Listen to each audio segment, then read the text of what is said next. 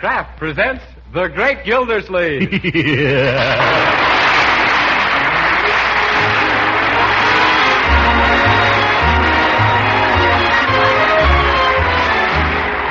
Kraft Cheese Company, who also bring you Bing Crosby every Thursday night, present each week at this time Harold Peary as The Great Gildersleeve, written by Leonard L. Levinson.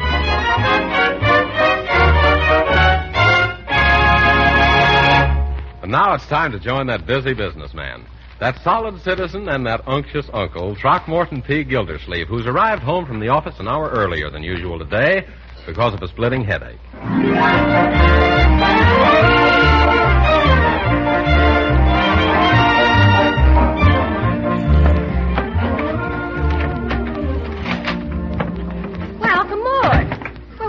Home at this hour. Oh, good afternoon, Marjorie. I closed the office early on account of a splitting headache. Oh, that's too bad. How are you feeling? Just wonderful. Well, what about the headache? Oh, she went home.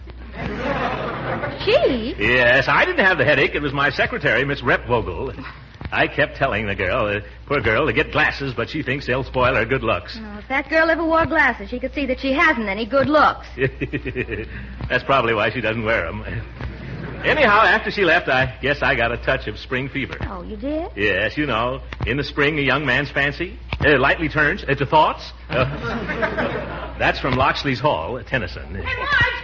Gee whiz, you can't imagine what wandered into our backyard just now. Hi, Uncle Mort. There's a goat in our backyard. Here's a goat? Sure, a real live billy goat with all the accessories. A beard at one end and a tail at the other. And two horns. Well, and a very good bumper, too, I'll bet. What's it doing in our yard? Well, it pulled up some of those onions you planted, and right now it's having dinner. Onions? I never planted it. Oh, good heavens, those are my crocus bulbs. Oh, why didn't you stop him? Hey? Uncle Mort, please come along and help me. Certainly, my dear. Come along, Leroy. Oh, gee, crocus, do you think it'll croak the goat? Leroy, I can see you don't know very much about a goat's digestion. Oh, now you get right out of my flower garden, you old devil. Uncle Mort, make him stop eating my flowers. It's now time to quit. Yes, all right, my dear. Now, see here. What's the goat's name, Leroy? I don't know. We just can't call him anonymous. Oh, I know. Let's call him Horace, after Judge Horace Hooker. Huh? There's quite a resemblance between those two old goats anyway. Oh, Uncle Mort, you don't really mean that. No, Leroy. The goat's more intelligent looking. Oh, hurry, Uncle Mort. Well, you've been talking that goat's eaten 4 crocuses, all the nasturtiums, and now he started on my lilies. Lilies? He has he? You get away from those lilies, Horace. Quickly now, before you wind up holding one of them.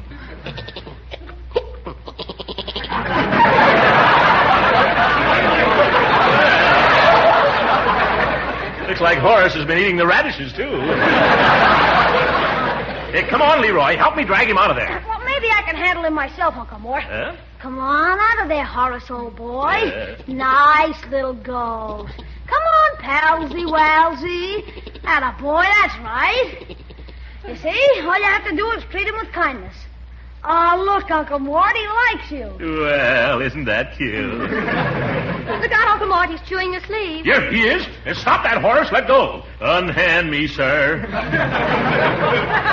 Yes, Horace, don't chew Unc's sleeve. You might choke on the buttons. Be nice to your Uncle Mort. I'm not that goat's Uncle Mort. Now, Leroy, you take this silly Billy back to its owner. Gee, Unc, I don't know who he belongs to. Nobody around here keeps goats. He must have wandered in from out of town. Well, he can wander right back out again. You hear that, goat? Beat it. Skidoo. Vamoose. That's Spanish for scram, Leroy. Vai para casa. What's that? That's Portuguese for vamoose. Ah, jeepers, Unc. Couldn't we keep him for just a little while? Leroy, we're not running a by-the-wee for belligerent billy goats. But he'd make a keen pet. Young man, your pets have been my peeve. We've let you keep rabbits, turtles, and frogs and chipmunks. But goats are more than I can stomach. And goodness knows I can stomach a lot. I agree, Uncle Mort. Now, how can we get rid of him? I'll call the city hall. City hall? Yes, there must be some department down there that handles runaway goats. But, gee, Unc, why can't we just keep him? I'll tell you why, my boy. In the first place, he doesn't belong to us. In the second place, whoever owns him might want him back. In the third place, I won't have him tearing up our place in the first place. Quiet, you.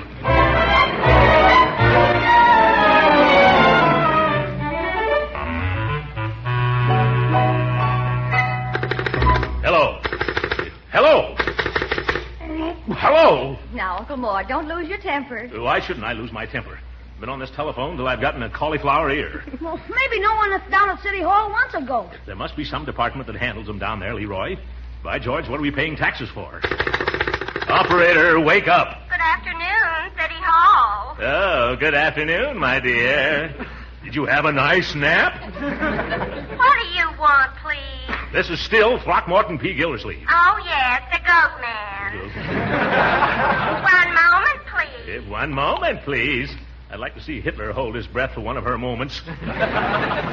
Leroy, did you tie that goat to the tree like I told you to? Yes, I did, Uncle, and he chewed through the rope. Oh, dear. What's he doing now? Oh, nothing. Just standing there eating the rest of the rope. Well, let's give him enough rope and maybe he'll operate her. Who are you waiting for, please? I want somebody to come and get my goat. Well, just hold on. Here you are. Hello? Health Department. Entwistle speaking. Oh, at last. Mr. Entwistle, I'm calling about a goat. Sorry, that's not my line. I don't handle sick goats. But this goat isn't sick. Oh, then you want Percy Bodkin. Just a second. Hello, Bodkin speaking. Hello, Mr. Bodkin. We've got a goat down at our house. Yeah, I know. It hasn't any nose. How does it smell? Terrible. I've heard that one.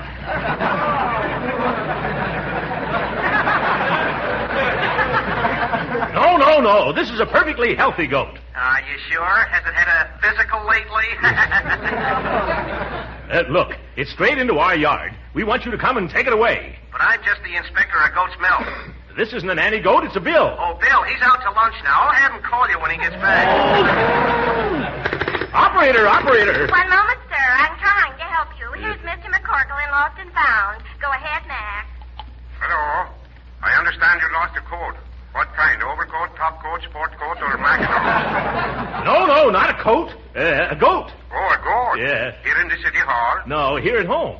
How could you lose a goat at home? You probably just mislaid it. I didn't mislay it. I found it. Well, then if you found it, why are you bothering me? Because it isn't mine. But does the coat fit you? It's not a coat, it's a goat. G-O-T, goat. Oh.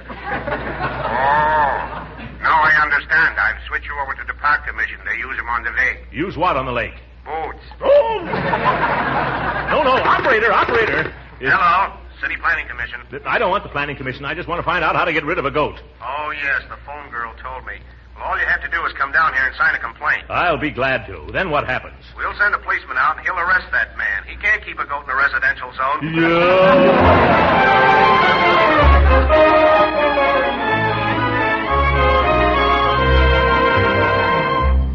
All right, Leroy, time for you to trot off to bed. Oh, but gee, it's early, huh? Can't I read to the end of the chapter? No, young man. Before you go to your room, I want you to go outside and chase that miserable goat out of our yard.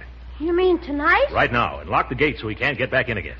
Okay, but it's a pretty tough break for the old fellow. No place to turn to late at night. I thought you just said it was early. Sure for me, but not for a goat. Yeah. It's pretty sad. Now, let's not get sentimental about a billy goat. Yeah, but how would you feel if it was a cold night and you were all alone in a strange city and you were a goat? Well, I'd feel... How do I know I'm not a goat? Well, Uncle Mort, just supposing you were Horace. Leroy, sit down. We're going to have a little man-to-man talk. Gee, like Andy Hardy? Just sit down, young man. Oh, I don't want to appear hard-hearted, but we've got to look at this entire goat problem from the practical standpoint. Understand? Yes, sir. Yeah. Now, first of all, am I this goat's keeper? Did I invite him to come here and live with us? No, but you never told him he couldn't come either, Unc. What's that got to... Let's be calm about this, Leroy. The trouble with you, young man, is that you're too impulsive. I am? Yes. You should carefully consider what you're jumping into, and then don't jump. Why, what business would we have owning a goat? Oh, it's swell business. We could rent him out to the neighbors as a lawnmower. Yes, a lawn.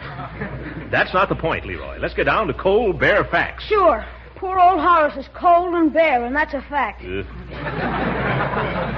homeless and lonesome, too. But you've got to realize, my boy, that isn't our fault. Oh, I do, Unc. And I realize it wouldn't be our fault either if we threw him out and it started to rain and he caught cold and wound up with double pneumonia. If double... Oh, yes, that's perfectly true. If you think it's going to rain. What do we care if it does? I never heard of a goat catching double pneumonia before. Well, suppose he doesn't. Then he may starve to death or get run over by a truck. Oh, I'd hate to think that... Leroy, maybe I've been too impulsive. Oh, no, Unc. Well, I guess I better go out and chase Horace out of our backyard. Yes, you needn't bother, my boy. I'll take care of those things myself. But you said that I was supposed to... Never mind, Leroy. It might rain, and if that poor old goat hasn't got anywhere else to go, it won't hurt us if he spends the night under our mulberry bush. Jeepers, Unc, then we're going to keep him? There you go, acting impulsive again. But he hasn't given us any trouble since he had his dinner. Yeah, do you remember what he had for dinner? A delicious set of Grandma Gildersleeve's lace curtains. But he won't do it again. I'll watch him, Unc. How about it? Well, we'll see, Leroy. I'm going to see that you get straight to bed. Come on. Oh, I'm going. You don't need to come with me, Unc. I'm going to my room anyway. There's an old blanket in my closet I'm going to take outside for that goat, in case it gets cold tonight, or if he gets hungry. Oh, I don't think you need to bother, Unc. He'll be just fine without that. Well, seeing that I'm the host, of course, I might as well... Leroy, what's going on in your room? Oh, nothing, Unc. Oh, nothing, eh? Well, let's take a look. Leroy, look at your mattress. That's the last straw.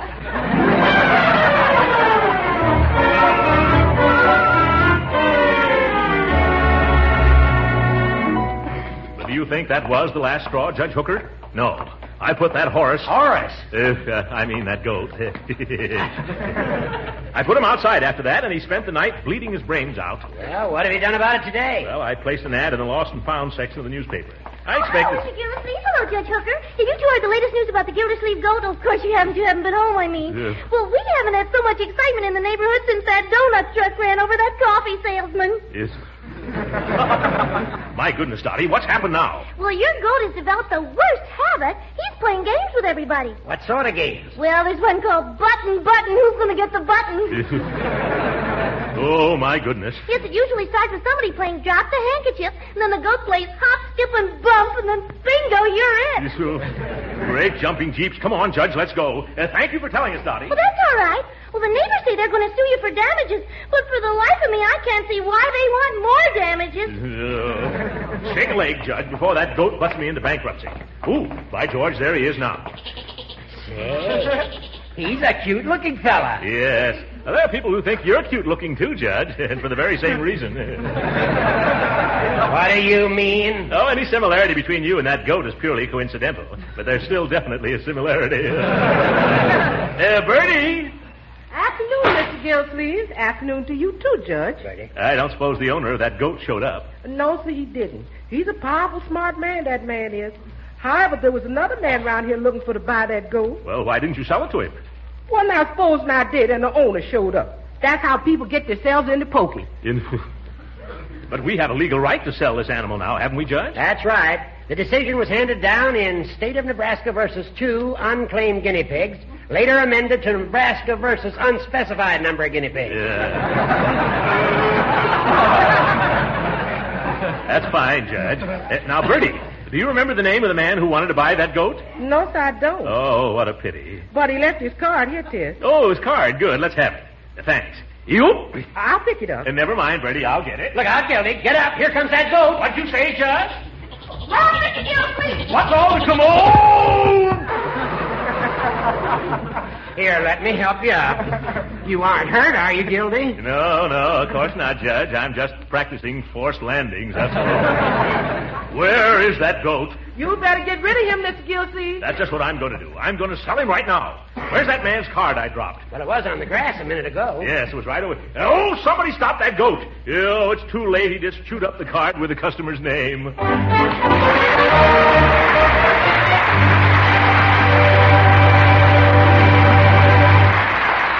We'll hear from the great Gildersleeve again in just a moment. But first, I want to spread the good news. All you busy homemakers will be tickled pink to know that there is a way to make delicious macaroni and cheese fast. In fact, you can make fluffy, light macaroni drenched in cheese goodness in just 7 minutes cooking time. The product called Kraft Dinner holds the secret of this feat.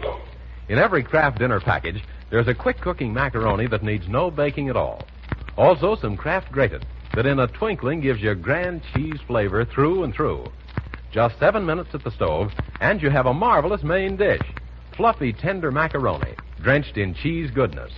The family will say Kraft Dinner is just about the best macaroni and cheese you ever made. And you'll say Kraft Dinner is a positive treasure on days when you have to work fast to get luncheon on time, or for dinners when you've spent the afternoon shopping or working late on your defense job. So stock the emergency shelf tomorrow with several packages of Kraft Dinner.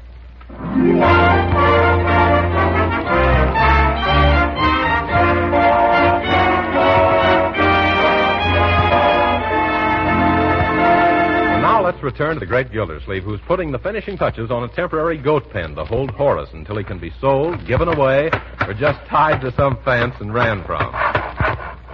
There we are, Leroy. And there you are, Mr. Goat. Yeah.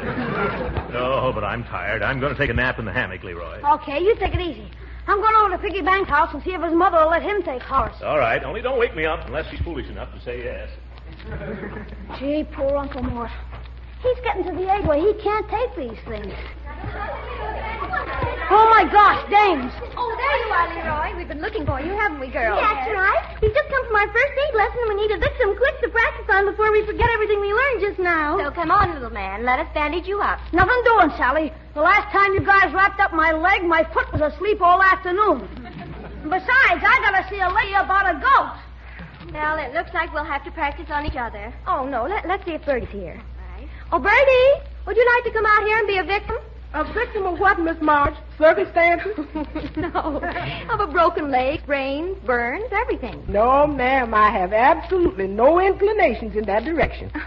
We just want to practice first aid on you. We're just going to pretend that you're hurt. Can't you do it just pretending I'm there, too? I've got a pressing engagement to press that dress you wants to wear tonight. But if you want me to leave that to go on... No, Bertie, no. We'll find someone else. Oh, say, Marge, isn't that your uncle over there in the hammock? Yes. Say. He'd make an awfully jolly patient, wouldn't he? Oh, I don't know. You think we've got enough bandages to go around him? Let's go over and ask him, huh? Come on, girl. All right, well, let's be quiet. Mr. Gildersleeve, do you mind if we use you as a dummy to practice our first aid on and the kind nobody else will, and you don't have to disturb yourself in the least because we can go right ahead just the way you are? Shoe flies, go away. He's asleep. We shouldn't disturb him, Dottie. If Uncle Mort's asleep, I don't think even Dottie can disturb him. Yeah. Do you mean it's all right to proceed? Sure. Just as long as we don't treat him too roughly or push him out of the hammock. Oh, goody. I've just been waiting for a chance like this to practice my tourniquet. Now, just hold still, Mr. Gildersleeve.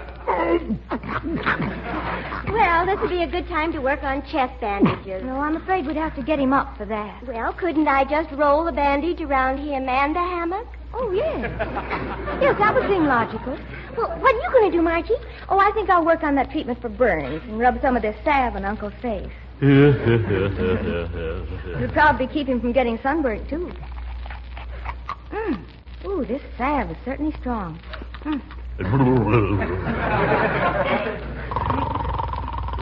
My, your uncle is certainly a sound sleeper. Yes, just listen to that sound. I never thought it would take so many bandages to go around your uncle's circumference, Marjorie. Yes, that takes in a lot of territory, doesn't it? Gosh, but this stuff is sticky. Anyone have an extra handkerchief? Mm-hmm. Just a second and I'll be through. Then... Dolly Dobson, what are you doing to my uncle? Oh, I'm just tightening this tourniquet. But good heavens, Dottie, you never use a tourniquet on the neck. Quick, I'm twisted. Are you all right? Wake up, Uncle. And maybe we better help him sit up. Oh, he can't sit up. He's bandaged to the hammock. In that case, we better... Oh, my goodness, what's that? It's our goat. He wants out. Oh, he got out, too. Oh, dear, he's headed this way. What do we do? Oh, quick, girls, into the house. Hurry, Marjorie. I can't leave Uncle Mort like this. Oh, here he comes. Goodbye, Uncle Mort.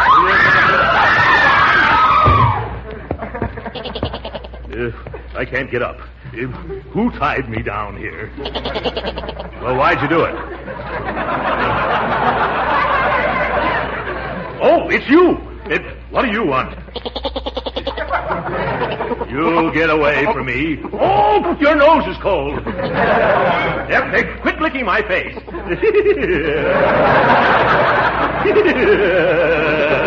Horace, your beard tickles.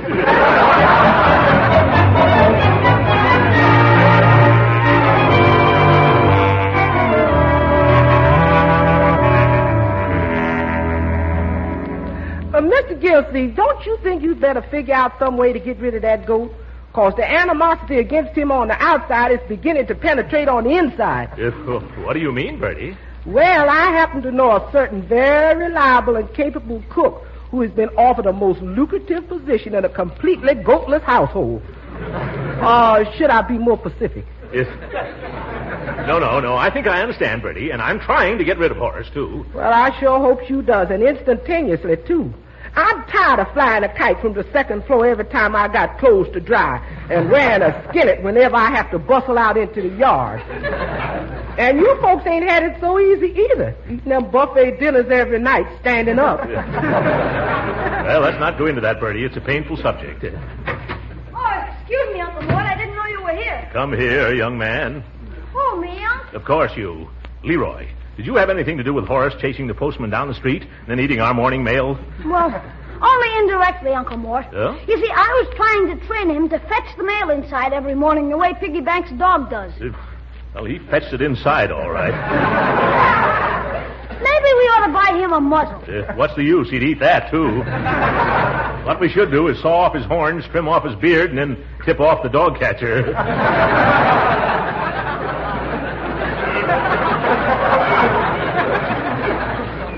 You can't do that, Uncle Mort. He likes you. Yes. Every time he sees you, a look steals into his great, big, beautiful blue eyes. Too bad I couldn't see that look when I was bending over to find the keyhole last night. He knocked me clear into the sitting room. Now what? As if I didn't know. Mr. Gildersleeve? Yes, that's me. I'm from the city hall. Do you keep a goat on these premises in violation of the city zoning code? Of course you do. I can see him from here.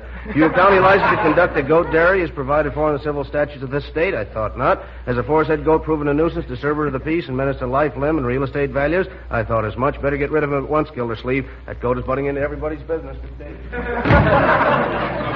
All right, that's enough of me. Get your cap, Leroy, and come along. Okay. Where are we going, Uncle? You heard the man. We're going to take that backyard battering ram out to the country and get rid of him. Here, Horace. Come on, nice little goat. You lead him around to the car, Leroy. All right. Careful, Uncle. You'll trip. Your shoelaces untied. Shoelace untied? Oh, thank you. I better fix it now. Oh, look out on Kick and Horace. I don't see him. Where is he? Right back of you. No, Horace. I fooled him that time. How, Unc? I'm wearing my air raid warden helmet where it'll do the most good.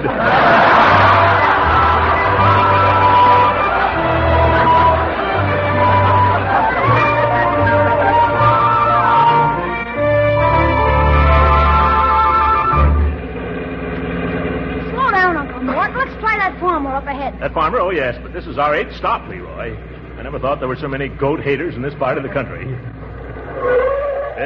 Hello there, neighbor. Well, hello there. Oh, how would you like to buy a dandy goat at a cheap price? No, thank you, gentlemen. Gee, why not? These goats is too stubborn. They're used like jackasses. But just look at this animal. He's a genuine Jim. A genuine Jim? He look more like a York by Indian.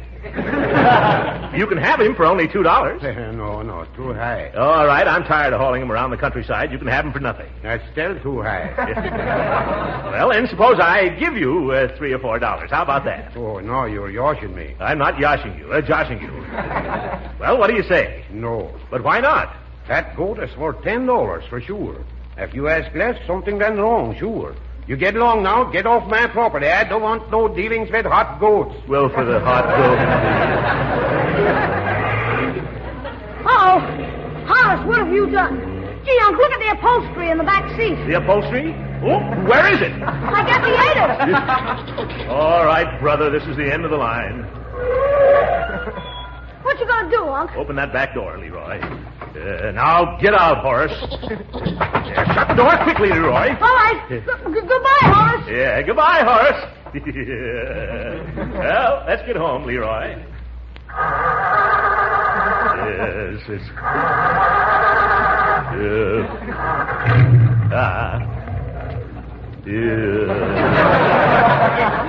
My goodness, look, we're out of gas, Leroy. Horace, get away from those tires!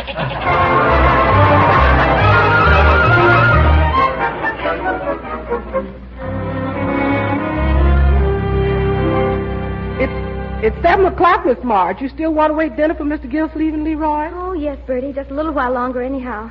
Oh, I do hope they come back without that goat. Yes, ma'am, and so does everybody else who's ever come in contact with him.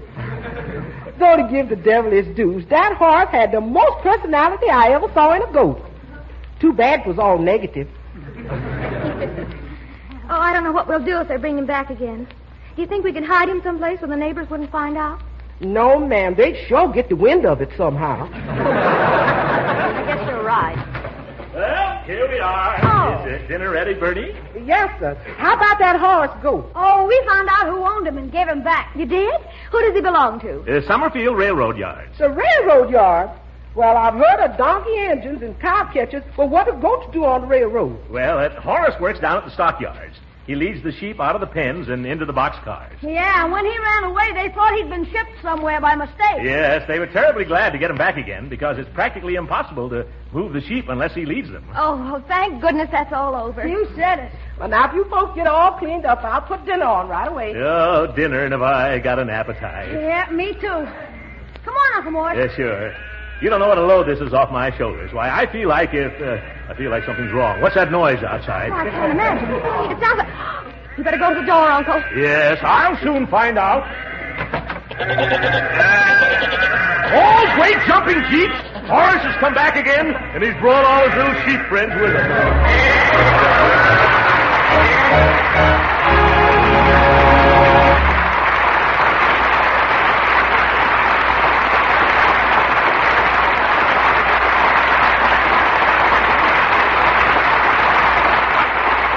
The Great Gildersleeve will be with us again in just a few minutes. Meanwhile, I'd like to mention that macaroni and cheese is one of America's favorite dishes. And now Kraft makes it possible for you to prepare this favorite dish in only 7 minutes. You do it with a product called Kraft Dinner. For Kraft Dinner gives you a special quick-cooking macaroni that gets fluffy tender in boiling water in a hurry. No need to blanch and bake this macaroni. Also in the Kraft Dinner package is some Kraft Grated that puts grand cheese flavor into the macaroni quick. You spend just 7 minutes at the stove to get tender macaroni drenched in cheese goodness. It's a kitchen miracle that will thrill you and delight the whole family. Kraft Dinner is a main dish all by itself, 4 good servings in every box. If you serve it molded into a ring and filled with cream seafood, you have a real party dish in a jiffy. So don't bother with blanching and baking macaroni anymore. Don't fuss with grating cheese and making a cream sauce. Give them grand macaroni and cheese cooked in 7 minutes. Stock up on Kraft Dinner tomorrow.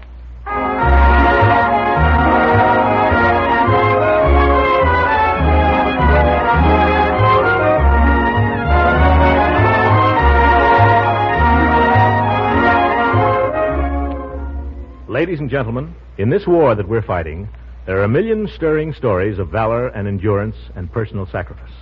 At this very moment, on every ocean, men of our Navy are writing an heroic page in our history. And in order that they may fight with untroubled hearts, secure in the knowledge that their loved ones at home are not in distress, the Navy Relief Society is asking us to contribute a fund of $5 million.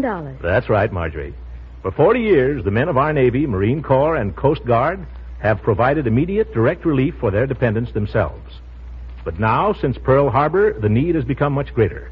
And so all of us are going to have the privilege of helping. Give now, and give generously, either to your local Navy Relief Drive or to the Navy Relief Society, 730 Fifth Avenue, New York City. That's right, 730 Fifth Avenue, New York City. Thank you, and good night, ladies and gentlemen.